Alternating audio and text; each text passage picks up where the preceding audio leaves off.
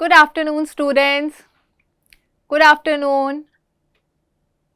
So, I welcome you all to the brain development class by Roots to Roots. So, I am Amisha Vana, your brain development trainer, and I am so happy to see you all today. आज का topic ऐसा है जो हम सब जिससे relate कर पाएंगे, चाहे वो बच्चा कोई भी क्लास का हो, they will be able to relate to today's topic. आज का टॉपिक है हमारा how to overcome the exam fear. Exam fear एक ऐसा टॉपिक है जिससे हर बच्चा रिलेट कर सकता है. मैं खुद रिलेट कर सकती हूँ. आप अभी बोलो कि आप अब भी इस एज पे मुझे अगर कोई एग्जाम देना है तो वो एग्जाम फियर अभी भी आएगा. लेकिन हम सबको एग्जाम तो देना ही पड़ता है, चाहे वो फर्स्ट क्लास से आपका 12th क्लास हो, देन कॉलेज हो, और उसके बाद आप और कुछ पढ़ रहे हो तो वो हो. एग्जाम हम सबको देना पड़ता है और हर बच्चे को वो डर भी फील होता है, चाहे उन्होंने प्रिपेयर किया हो, पढ़ा हो, ना पढ़ा हो. That fear is always there. तो आज की क्लास में हम उस डर को, जो हमारे एग्जाम का जो डर है, उसको और अच्छे से समझने की कोशिश करेंगे और उसको कैसे हम लोग ओवरकम कर सकते हैं उस पर भी आज का सारा डिस्कशन रहेगा, जिसमें मैं आपको कुछ छोटी छोटी टेक्निक्स और कुछ चीज़ें बताऊंगी जिससे आप अपने डर को, जो आपका एग्जाम फियर है, उसको ओवरकम कर पाए. Right? So can I get a raise hand कि किसको एग्जाम से पहले डर लगता है? जब भी आप एग्जाम देने जाते हैं या फिर एग्जाम से एक रात पहले, या आप जब एग्जाम सेंटर में होते हैं, एग्जाम हॉल में होते हैं, तो किस किस को डर लगता है? ऐसा फील होता है कि हमने जो भी कुछ पढ़ा था वो सब भूल गए, या जो भी हम पढ़ के आए थे. I can see some hand raises. या ऐसा फील होता है कि एक अपने आप एक आवाज चलती रहती है कि ये सब्जेक्ट में तो मैं फेल ही होऊंगा, या ये सब्जेक्ट मेरा बहुत वीक है तो इसमें तो मैं अच्छा कर ही नहीं पाऊंगा, क्या मैंने कुछ पढ़ा ही नहीं है. चाहे आपने कितना भी पढ़ा हो, लेकिन ऐसा आता है मुझे कुछ आता ही नहीं है. या हमेशा ऐसा फील होता है कि जो सबसे इंपॉर्टेंट चीज थी या जो एग्जाम में आ जाएगा, मुझे वो ही नहीं आता. ये सारे थॉट्स हमारे माइंड में चलते रहते हैं रिकॉर्डिंग के जैसे. और जैसे ही हम अपने एग्जाम के, जैसे ही हमारे पास क्वेश्चन पेपर आता है तो क्या होता है, सब ब्लैंक हो जाता है. और अगर गलती से फर्स्ट क्वेश्चन ऐसा आ गया जो हमें आता ही नहीं है, फिर तो हमारा सारा कॉन्फिडेंस, जो अगर इतना भी था, वो सब बिल्कुल लो हो जाता है कि अगर फर्स्ट क्वेश्चन नहीं आता फिर तो सारा पेपर आज बुरा जाएगा. हम सब ने एक्सपीरियंस किया है ये. राइट? तो अब इसको थोड़ा सा अगर हम समझें तो सबसे पहले समझते हैं कि एग्जाम फियर कुछ कुछ लोगों को हो सकता है कि कम फियर फील होता हो, कम डर लगता हो, पर कुछ बच्चों के लिए बहुत ज़्यादा होता है, बहुत एक्सट्रीम होता है. इतना ज़्यादा कि वो जितना पढ़ सकते थे या जितना अच्छा परफॉर्म कर सकते थे वो कर ही नहीं पाते. और ऐसा नहीं कि उनमें जो है वो नॉलेज की कमी है, या फिर उनके एटीट्यूड में कमी है, या उनके डिसिप्लिन में कमी है. रीज़न इसका बस ये है कि वो जो डर है वो उन पे इतना हावी हो जाता है कि उनकी परफॉर्मेंस जितनी अच्छी हो सकती थी वो हो ही नहीं पाती. तो अगर हम उस डर पे ही काम कर ले, राइट, तो इसमें पहले हम समझते हैं कि क्या क्या सिम्टम्स होते हैं. आपको फील कैसा होता है जब वो एग्जाम फियर के सिम्टम्स आपको अगर फील होते हैं तो कैसा लगता है? क्या आपको इमोशनली लगता है? क्या बॉडी में चेंजेस लगते हैं? क्या आप अपने थॉट्स में चेंजेस देख पाते हो? कि जब एग्जाम आने वाले होते हैं या आप जब एग्जाम सेंटर में बैठे होते हो, आपको फील कैसा होता है, वो डर कैसा लगता है? जैसे कुछ लोगों को लगता है कि बहुत स्वेटी हैंड्स हो जाते हैं, या कुछ लोगों को लगता है कि पूरी बॉडी में जो है वो या तो बहुत गर्मी लग रही है एकदम से, या फिर ये वाले हैंड्स आपके कोल्ड हो जाते हैं. क्या ऐसा लगता है कि आपको चेस्ट में बहुत हार्ट बीट बहुत तेज हो गई है? लगता है ऐसा? और क्या हो सकता है? और ऐसा लगता है कि स्टमक में बहुत बटरफ्लाईज जैसा बहुत फील होता है. कुछ ऐसे भी मैंने देखे हैं कि जिनको एग्जाम से एक रात पहले फीवर हो जाता है, या हेडेक्स होने लगते हैं, सिर दर्द बहुत होने लगता है, ऐसा लगता है कि जैसे सिर घूम रहा है, जो भी पढ़ा था वो याद ही नहीं. या बिल्कुल ब्लैंक हो जाते हो, या फिर बहुत आपको लगता है थॉट्स ऐसा लग रहा है बहुत तेजी से दौड़ रहे हैं, जिसको बोलते हैं हम लोग थॉट्स कि बहुत रेस कर रहे हैं, कि कुछ भी थॉट्स आ रहे हैं जिन पे कोई कंट्रोल नहीं। और क्या सिम्टम्स हो सकते हैं? कुछ बच्चे मैंने ऐसे देखे हैं जिनकी बॉडी शिवर करने लगती है, कांपने लगते हैं वो, कि जैसे अगर वो पेन भी उठाएंगे तो उनको लिखने में इतनी प्रॉब्लम होती है because hands are shaking, they are shivering. तो ये सारे सिम्टम्स हैं जो हम एग्जाम फियर में जब हम फील करते हैं, जो काम हम करना चाहते हैं वो करने से हमें रोक लेती है, कि हम जितना अच्छा परफॉर्मेंस दे सकते थे वो हम दे ही नहीं पाते, जस्ट बिकॉज कि वो डर इतना ज्यादा रहता है। तो ये तो हो गए सिम्टम्स कि आपको कैसा फील होता है। अब हम बात करते हैं कि ये डर होता क्यों है। कुछ उन कॉजेस पे हम लोग बात करते हैं कि जो आपका एग्जाम का फियर है, एग्जाम का डर है, उसके कारण क्या है, किस वजह से हो सकता है। ऐसा लगता है कभी कभी बहुत प्रेशर रहता है कि कभी कभी पेरेंट्स ने बोला होता है कि अगर इसमें 90% नहीं आए ना फिर देखना, ऐसा भी प्रेशर फील होता है। तो जैसे आपने बोला कि ये जो प्रेशर होता है ये ऐसे आता है कि जब हमारे पेरेंट्स ने हमें बोला होता है बचपन से आपको इंजीनियर ही बनना है, आपको डॉक्टर ही बनना है, राइट। सो सी, इसमें पढ़ाई तो हर चीज में जरूरी है, आपको एग्जाम तो देना ही पड़ेगा, राइट। चाहे आप फार्मर भी बनो, अगर आप उसमें भी कुछ पढ़ाई करके और आप एक अच्छे भी फार्मर बन पाओगे, then it also your skills, your knowledge, right. But I completely understand कि वो प्रेशर कभी कभी खुद का भी बहुत ज्यादा हो जाता है, कि मेरे लास्ट एग्जाम में 90 आए या फिर 95 आए तो मुझे और ज्यादा प्रेशर होगा कि इसमें तो मुझे उससे भी अच्छा करना है। या ऐसा कोई बच्चा या जो जस्ट पास हुआ है उसके ऊपर भी बहुत प्रेशर रहता है कि मैं लास्ट एग्जाम में तो बस जस्ट पास हो गया, इस टाइम मैं फेल ही ना हो जाऊं, राइट। और क्या हो सकता है, आपने ऐसे देखे कुछ बच्चों का कॉन्फिडेंस थोड़ा सा लो होता है। यस, सो मूविंग फॉरवर्ड कुछ स्ट्रैटेजीज मैं आपको बताती हूँ, इसमें माइंडफुलनेस बहुत ही इंपॉर्टेंट रोल प्ले करता है। तो हम सब, हो सकता है माइंडफुलनेस फर्स्ट टाइम सुन रहे हो। माइंडफुलनेस का मतलब होता है कि आप अभी जहां बैठे हो आपकी थॉट्स भी उधर ही हैं, इन दिस प्रेजेंट मोमेंट। और एग्जाम फियर में क्या होता है, या तो हम सोच रहे होते हैं पास्ट के बारे में, अरे वो पेज रह गया था, अरे वो क्वेश्चन रह गया था, या हम सोच रहे होते हैं फ्यूचर के बारे में, अगर 60% आ गया तो क्या होगा, या फिर मैं फेल हो गया तो क्या हो गया, या ऐसा कोई क्वेश्चन आ गया जो मुझे जिसका आंसर ही ना आता होगा हो तो क्या होगा। तो हम फ्यूचर और पास्ट से हटके प्रेजेंट पे आते हैं, और जिसको बोलते हैं माइंडफुलनेस। और इसमें बहुत ही सिंपल टेक्निक्स होती हैं हमारी ब्रीदिंग की, कि हम लोग सांस कैसे लेते हैं। आपने देखा होगा कि जब डर लगता है तो आपकी सांसें कैसी हो जाती है, बहुत फास्ट हो जाती है, आप जल्दी जल्दी सांस लेने लगते हो, नोटिस किया है किसी ने।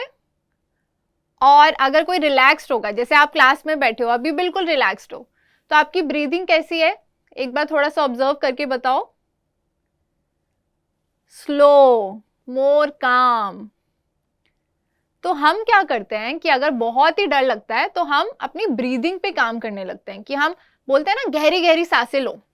गहरी सांस लेने से क्या होता है कि हमारा जो माइंड है, हमारी जो थॉट्स हैं, वो एक रिलैक्स स्टेट में आ जाती है, जहां पर अब हम अच्छे से सोच पाएं या अच्छे से एग्जाम के क्वेश्चंस को पढ़ पाएं और उनका आंसर कर पाएं। ठीक है, तो बहुत ही सिंपल एक्सरसाइज जो आप क्लास में बैठे हुए कर सकते हैं, जब आप एग्जाम का प्रिपेयर कर रहे हैं तब कर सकते हैं, या एग्जाम के बीच में कर सकते हैं। ऐसे कर सकते हैं, show me your hands. Yes, show me your hands. तो कितनी फिंगर्स हैं, 5। हम क्या करेंगे कि हम अपनी ब्रीदिंग को इन फिंगर्स की तरह रखेंगे। तो यहां से स्टार्ट करके जब आप ऊपर जाएंगे तो दैट इज ब्रीद इन, कि यहां पर आप इनहेल करेंगे, और जब ऐसे लेके जाएंगे तो आप एक्सेल करेंगे। सब समझ गए? यहां पर ब्रीद इन करना है और यहां पर एक्सेल, और फिर यहां पर इनहेल, यहां पर एक्सेल, ऐसे स्टार्ट करते हैं। ठीक है, थोड़ा धीरे धीरे। सो सिट स्ट्रेट एवरीवन, सब सीधा बैठिए, बैक बिल्कुल स्ट्रेट होनी चाहिए। Okay, so starting, slowly breathe in and breathe out. Again, breathe in inhale and exhale. Again, inhale, exhale. Very good. सब बहुत अच्छा कर रहे हैं. फिर से inhale and exhale. फिर से inhale and exhale. फिर से गहरी सांस लो. Inhale and exhale. अब जब हम एग्जाम की बात करते हैं तो एग्जाम के 3 फेजेस होते हैं. हम उसको 3 पार्ट्स में डिवाइड कर सकते हैं.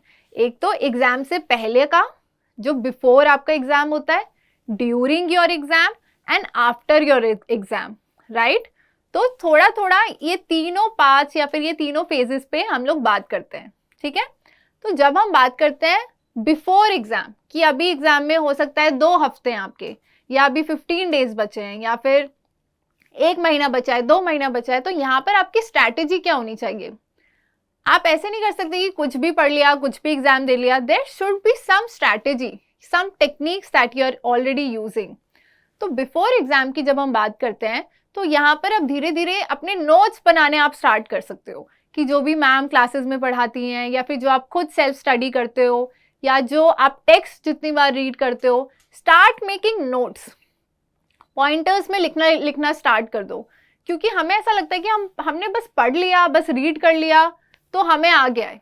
नहीं, जो जितनी बार लिखता है उतनी ज़्यादा हम उस चीज़ को रिमेंबर कर पाते हैं, राइट. वो उतने अच्छे से हमें याद रहती है. So for next time start making notes of whatever you are preparing. अब उसमें एक और चीज़ है कि आप पढ़ने तो बैठे हो, लेकिन आप कहाँ पढ़ने बैठे हो, कैसे पढ़ने बैठे हो. सो ट्राई कि आपका जो स्टडी एरिया हो या जहाँ भी आप पढ़ते हो, that should be very neat and clean, very organized. ऐसा नहीं कि वहीं पे कपड़े भी रखे हैं, वहीं पे बर्तन भी रखे हैं, वहीं पे आपने और कुछ सामान भी रख दिया.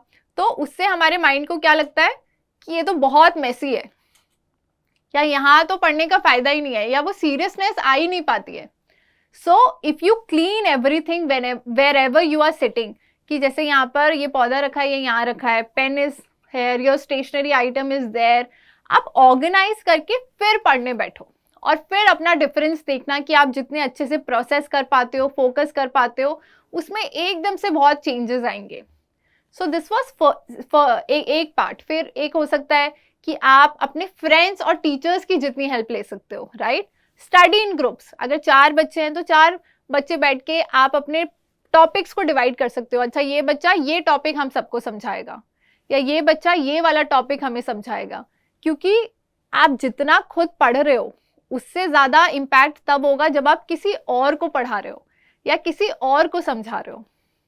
तो अगर हर बच्चा अगर छोटा छोटा बस एक पार्ट लेके किसी और को समझाता है, तो तब देखना कि आपका कॉन्फिडेंस कितना इंप्रूव होगा, कि अरे मैंने ये समझा भी दिया, ये चीज़ तो मुझे बहुत अच्छे से आती है, right. So start doing this. And I would also encourage teachers कि अगर वो ऐसे कुछ स्टडी ग्रुप्स क्लास में बना पाएँ जहाँ पर हर बच्चा कुछ कुछ टॉपिक्स को डिवाइड करके एक ग्रुप में पढ़ पाए, because this can also be a very effective medium of handling the stress and handling the fear in exam, right. तो ये तो हो गया हमारा बिफोर एग्जाम का. अब ड्यूरिंग एग्जाम. अब ड्यूरिंग एग्जाम में क्या क्या कर सकते हैं हम लोग. तो जैसे एक मैंने आपको बताया ब्रीदिंग वाली, अभी हम और ब्रीदिंग टेक्निक्स पे बात करेंगे. और क्या हो सकता है, सबसे पहले कि आप उस दिन जिस दिन आपका एग्जाम है, टाइम पे अगर आप अपने सेंटर पे पहुंचते हैं, आपने देखा होगा कि जब भी आपको वो फील होती है कि अरे मैं लेट हो जाऊंगा, या आप हड़बड़ी में एग्जाम में जो है वो क्लास तक पहुंचते हो, तो हमेशा वो एक एंग्जाइटी सी रहती है, वो घबराहट रहती है. लेकिन आप हमेशा अगर 15-20 मिनट्स, आधे घंटे पहले अगर क्लास में जाके बैठते हो, तो आपकी बॉडी और माइंड अपने आप रिलैक्स हो जाता है कि अच्छा मैं जल्दी आ गया, मैं टाइम पे पहुंच गया. तो नेक्स्ट टाइम के लिए जब भी आपके एग्जाम हो, टाइम से पहले पहुंचने की कोशिश करो.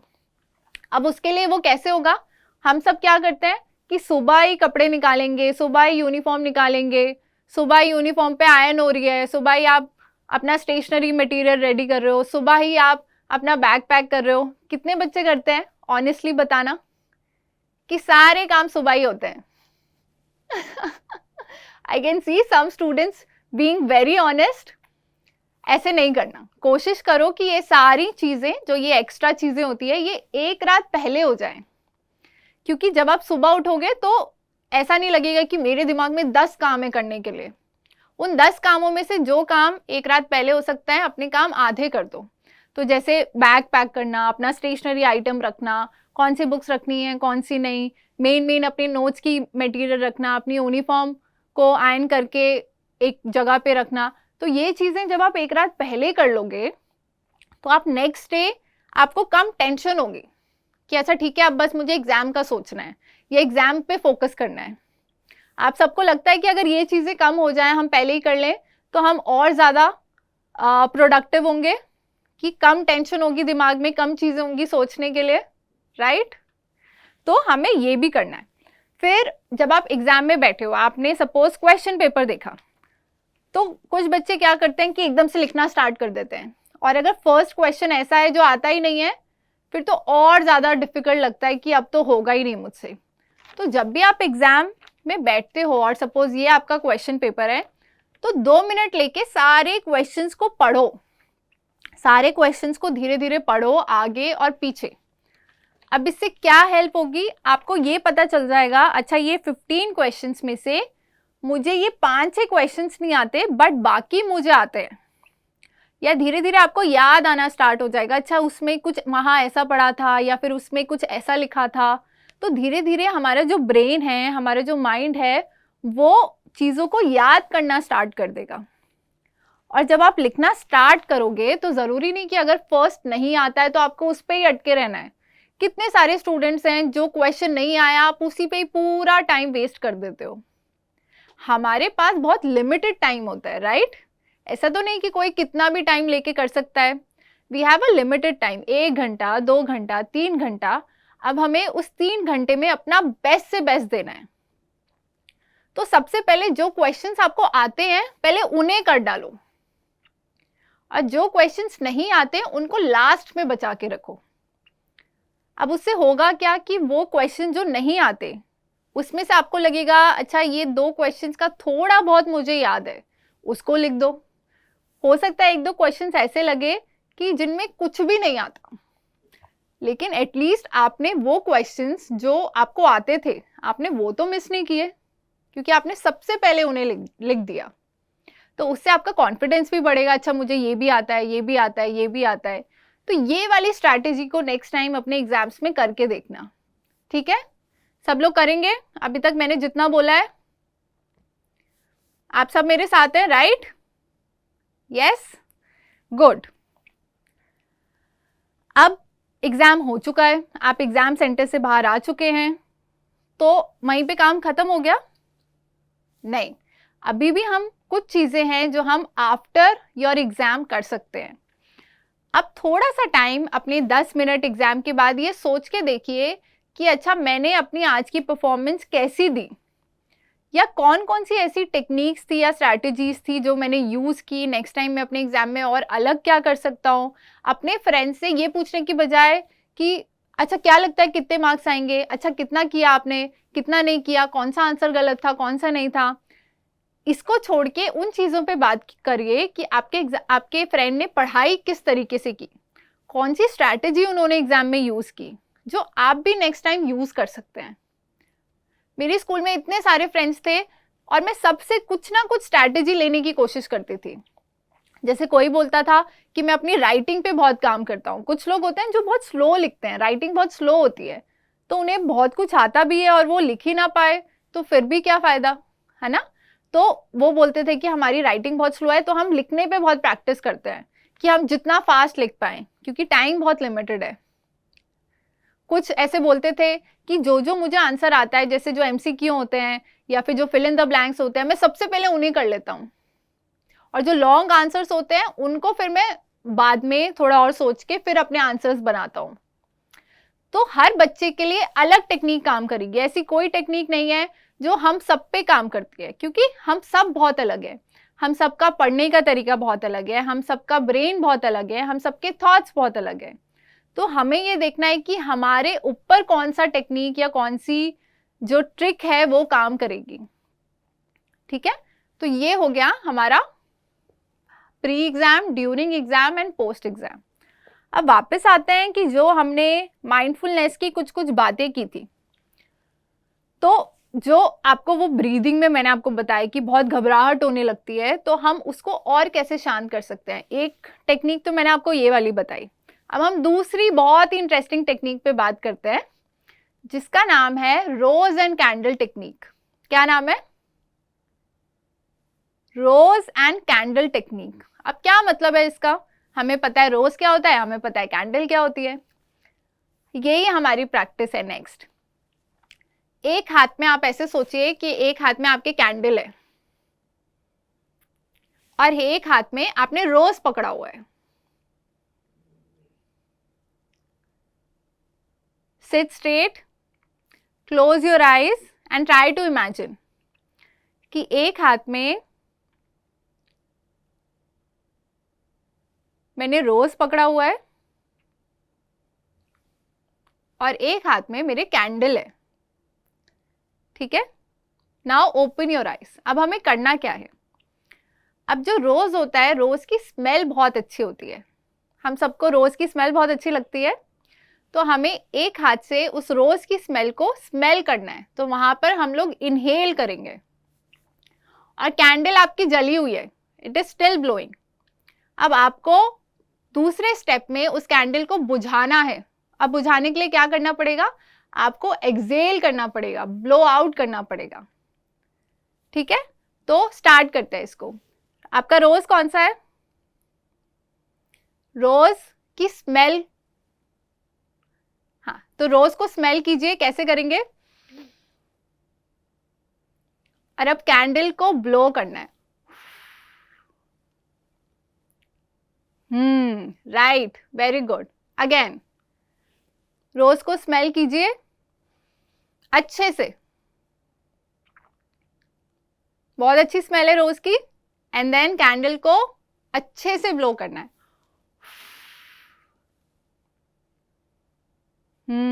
आई can C a lot of students doing this. एक और बार रोज को स्मेल कीजिए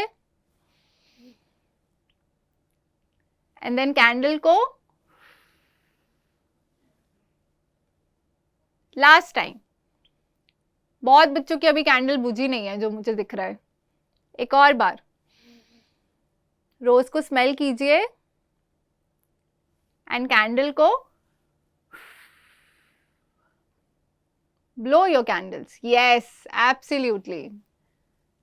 So this was our second activity जहां हमने वापस अपनी ब्रीदिंग पे काम किया। अब हम इस क्लास को जो है वो एंड करेंगे एक बहुत ही अच्छी एक्टिविटी के साथ, जिसको हम बोलते हैं विजुअलाइजेशन। विजुअलाइजेशन एक्टिविटी क्या होती है कि जो आपका, आप जैसा चाहते हो कि मेरा उस दिन, मेरा एग्जाम वाला दिन ऐसा जाए, तो आप पहले ही उसको इमेजिन करने लगते हो। उससे क्या होता है कि हमारे ब्रेन को लगता है कि अच्छा उस दिन ऐसा भी हो सकता है। हमें क्या लगता है कि हम वो डर, अपने ब्रेन को वो डर और अपने माइंड को वो डर देते रहते हैं, हम फेल हो जाएंगे, हमें कुछ नहीं आएगा, हमें वो क्वेश्चन नहीं आएगा। लेकिन अगर हम उसका उल्टा करें तो करके देखते हैं कि कैसा लगता है, राइट? तो हम क्या करेंगे कि जो भी मैं आपको इंस्ट्रक्शंस दे रही हूं, आपको वो सब सोचना है और आपको ऐसा सोचना है कि जैसे असली में वो चीज आपके साथ हो रही है, राइट? ठीक है, तो जो भी मैं इंस्ट्रक्शंस आपको दे रही हूं तो वो फॉलो करना। सो उसके लिए I would request everyone to please sit straight और अपनी आंखें बंद कर लीजिए। Please close your eyes and just listen to my instructions, just listen to whatever I am saying. Take a deep breath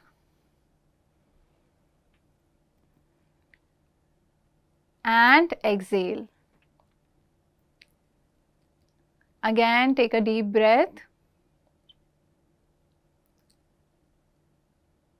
and exhale.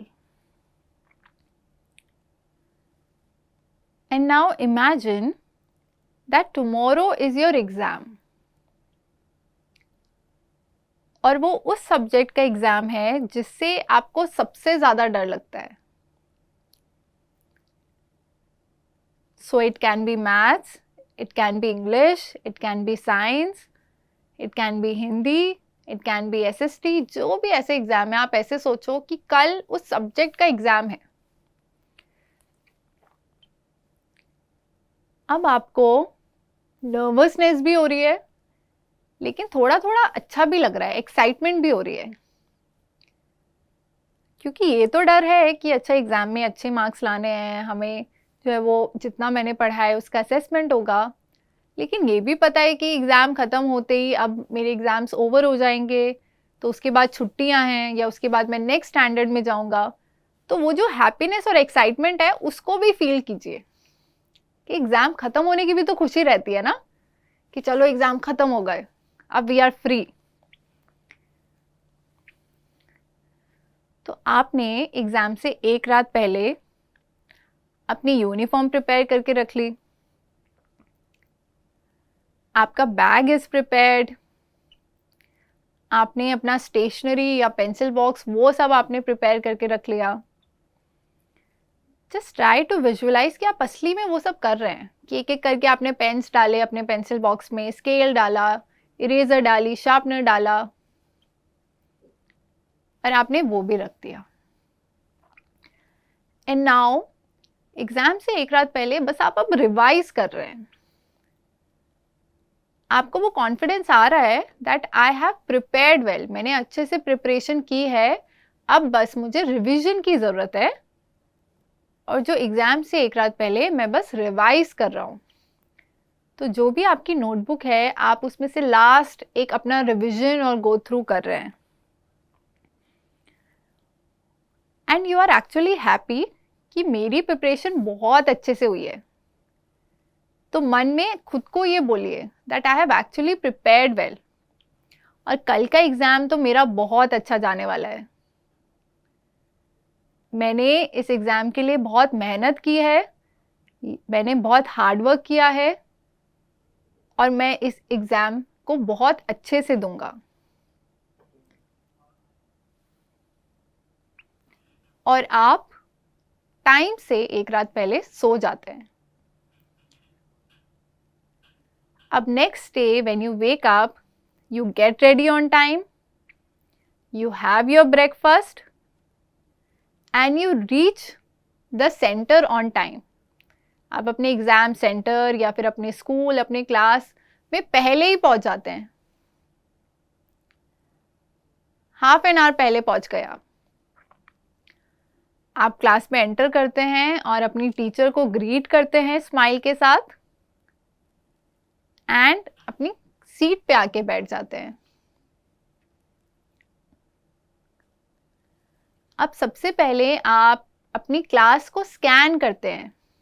आप अपनी seat पे बैठ चुके हैं, अभी एग्ज़ाम स्टार्ट नहीं हुआ है, so you are just observing and looking at the class कि अच्छा और बच्चे, कुछ बच्चे आ रहे हैं, कुछ बच्चे बैठे हैं. Just try to remember their faces. कुछ बच्चे ऐसा लग रहा है कुछ डरे हुए हैं, कुछ बच्चे हंस रहे हैं, कुछ बच्चे बहुत खुश हैं, और आप सब पूरी क्लास को ऑब्जर्व कर रहे हैं. एंड देन आप अपना पेंसिल बॉक्स एक जगह पे रखते हैं टेबल पे, अपनी वाटर बॉटल एक जगह पे रखते हैं, and you are again feeling confident. और आप फिर से खुद को बोल रहे हैं कि मैं ये एग्ज़ाम बहुत अच्छे से दूंगा, मैंने बहुत अच्छे से प्रिपरेशन की है, और ऐसा कोई क्वेश्चन नहीं है या ऐसा कोई कॉन्सेप्ट नहीं है जो मुझे आता ना हो. तो आज का क्वेश्चन, आज का एग्ज़ाम मेरा बहुत अच्छा जाने वाला है. And now the exam actually starts and you get the exam paper. अब आप धीरे से, वो थोड़ी सी नर्वसनेस है, थोड़ा सा डर है, लेकिन हम उसको मैनेज कर सकते हैं. तो आप अपने क्वेश्चन पेपर को अच्छे से ऑब्जर्व करते हैं. उसमें से आप देख रहे हैं कि अच्छा ये क्वेश्चन मुझे आता है, अच्छा ये क्वेश्चन भी आता है. So there are many questions that I know, और जिनके बारे में मैंने पढ़ा है. अच्छा, एक दो क्वेश्चंस अभी याद नहीं आ रहे हैं, लेकिन क्या पता एग्जाम के एंड होने तक मुझे ये भी याद आ जाए और मैं इनको कर दूं। But you are confident. ये क्वेश्चन पेपर में ऐसा कुछ नहीं है जो मुझे आता ना हो, मुझे सब कुछ थोड़ा थोड़ा आता है, जितना मैंने पढ़ा है, जितनी मैंने मेहनत की है। And you take a deep breath and now you start writing your exam. अब आप धीरे धीरे एक क्वेश्चन करते हैं, फिर उस पर टिक करके, क्वेश्चन पेपर पे टिक करके सेकेंड क्वेश्चन करते हैं, उस पर टिक करके नेक्स्ट क्वेश्चन पे जाते हैं, और एग्जाम के एंड होते होते आपको ऐसा लग रहा है कि मैंने ऑलमोस्ट सारा पेपर कर दिया है। आपने टाइम मैनेजमेंट बहुत अच्छे से किया,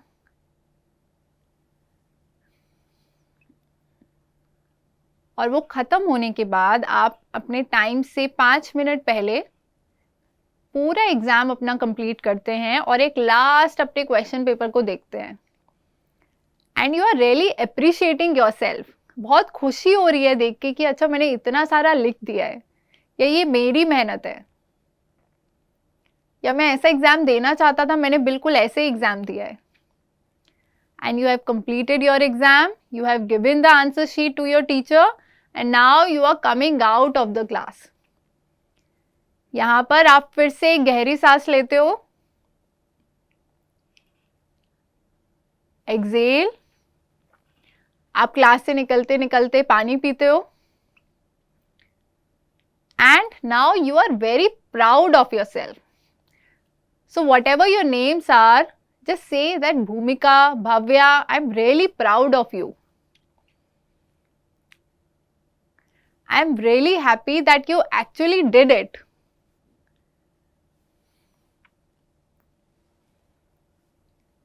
I'm really happy कि मुझे वो नेगेटिव थॉट्स तो आए, लेकिन मैंने फिर भी उनको मैनेज करके अपना एग्जाम अच्छे से किया। तो आप खुद को अप्रिशिएट कर रहे हो, very good. I am so proud of you. और बाहर आके now you are discussing with your friends and you are very happy and you are waiting for your scores. So slowly whenever you are ready, rub your hands, rub your hands and put them on your eyes.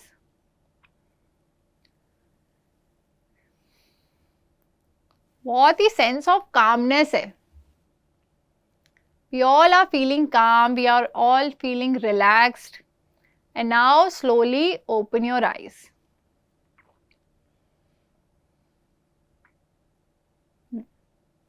अब हमने ये activity से actually में किया क्या? हमारा जो mind होता है वो डिफरेंशिएट नहीं कर पाता कि असली में हो रहा है या ये इमेजिन कर रहा है। तो हम अपने माइंड को ट्रिक कर रहे हैं कि जैसा हम चाहते हैं कि एग्जाम डे पे ऐसा हो, हम वही पहले से विजुअलाइज करते हैं,